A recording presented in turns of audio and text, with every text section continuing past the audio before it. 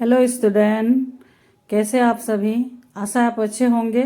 तो बच्चों, आप सभी के एग्ज़ाम चल रहे हैं। कल आपका हिंदी के पेपर है कोर्स बी का, और कुछ बच्चों का नेक्स्ट भी है।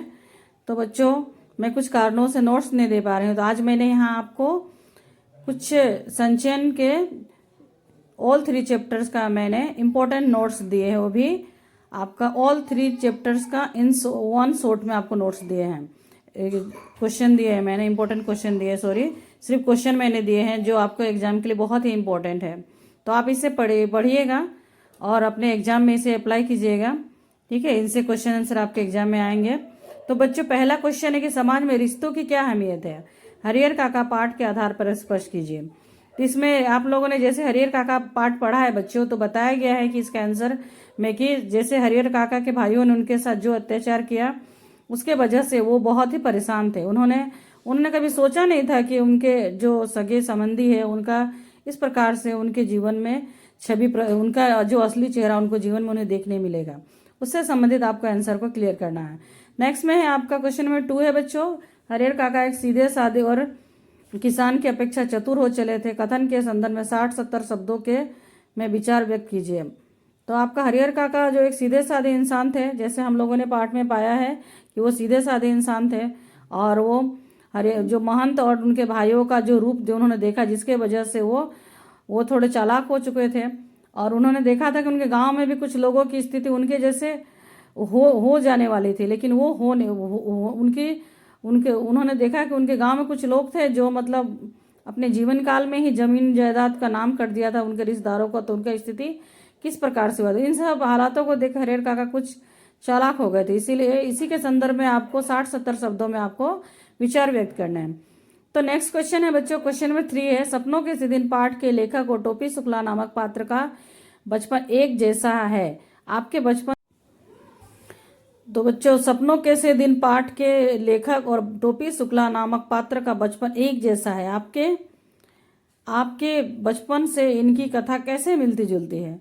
तो आपने देखा है कि टोपी शुक्ला का, सपनों के दिन पाठ के लेखक और टोपी शुक्ला का दोनों का बचपन कुछ मिलता जुलता है, एक जैसा है। तो इसमें हम लोगों का जीवन यानी कि आप लोगों का जीवन कथा कैसे मिलती है उसको स्पष्ट करना है आपको।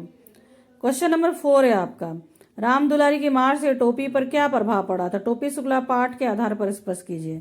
तो राम दुलारी जो टोपी की माँ थी, और जो अम्मी शब्द के सुनने पर उनको बहुत जोरों के धुलाई मिला था, तो उस पर क्या मतलब टोपी शुक्ला का जो स्थिति हुई थी उसको क्लियर करना है आपको। नेक्स्ट में बच्चों क्वेश्चन नंबर 5 है आपका, महंत और अपने भाई हरिहर काका को एक जैसे क्यों न लगे थे। महंत और अपने भाई हरिहर काका को एक जैसे क्यों न लगने लगे थे। महंत और अपने भाई हरिहर काका को एक जैसे क्यों लगने लगे थे। हरिहर काका के कहानी पर स्पष्ट आधार पर स्पष्ट कीजिए। तो महंत और उनके भाई, क्योंकि उन्होंने देखा कि दोनों का चेहरा एक जैसा ही है, दोनों स्वार्थ के कारण, अपना फायदा के कारण उनसे रिश्ता रख रहे थे, इसीलिए वो दोनों उन्हें एक श्रेणी के लगने लगे थे। नाउ क्वेश्चन नंबर 6, हरिहर काका सभी के लिए चर्चा का केंद्र बने हुए थे। हरिहर काका मामले में गांव वाले की क्या राय थी।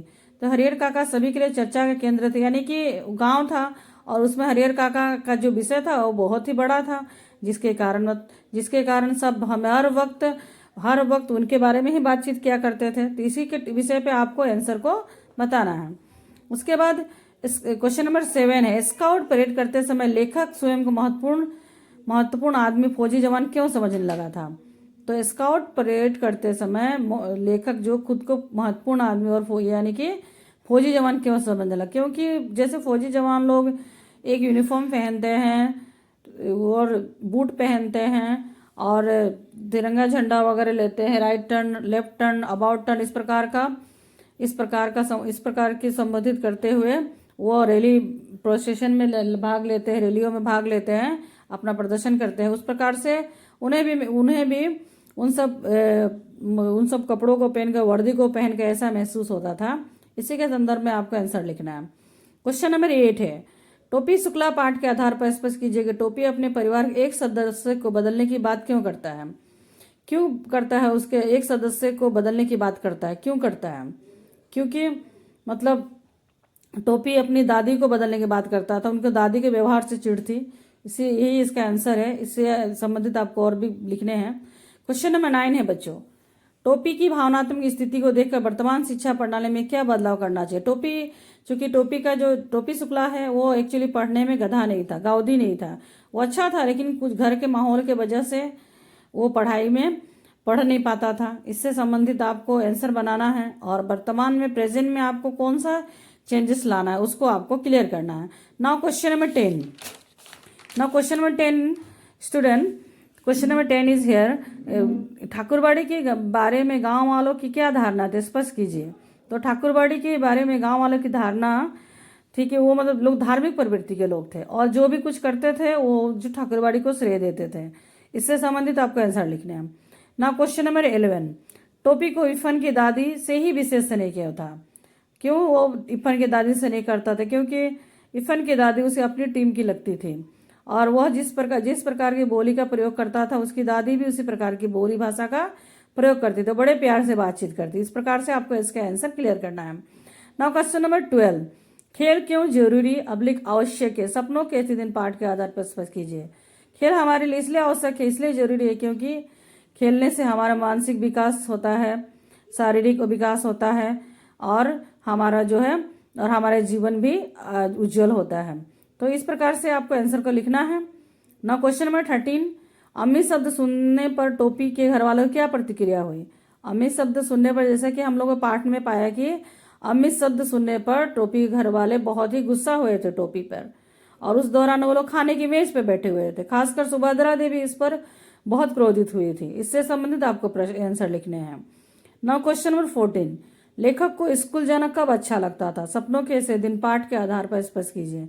और हम लोगों ने पाठ में पाया है कि लेखक को स्कूल जाना तभी अच्छा लगता था जब प्रीतम चंद जो स्काउटिंग का परेड कराते थे, तो उस समय उन्हें अच्छा लगता था और वो लेफ्ट टर्न, अबाउट टर्न और इस प्रकार से करते हुए ठक ठक बूटों को बजाते हुए कतार में सीधे जाते थे। और उस दौरान जब अच्छा करने में प्रीतम सर जो थे उन्हें शाबाशी देते, तो उस दौरान उन्हें बहुत अच्छा लगता था।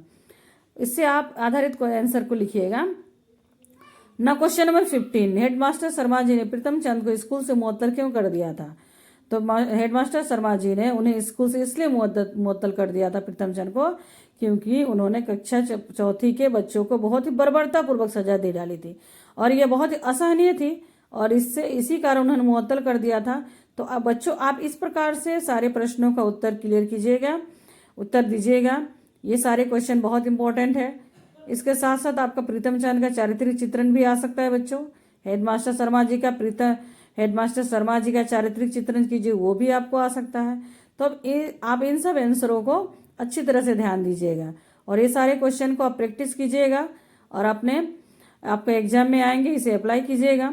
तो बच्चों आशा है आज मेरे द्वारा दी गई जो जानकारी है आपको अच्छी लगी होगी और मैं आगे और नेक्स्ट चैप्टरों का जो स्पर्श कोर्स बी का जो कहानी के जो चैप्टर बचे हुए हैं उनका मैं नोट्स दूंगी जो आपके आगे काम आएंगे। ठीक है बच्चों, शुभ रात्रि, थैंक यू।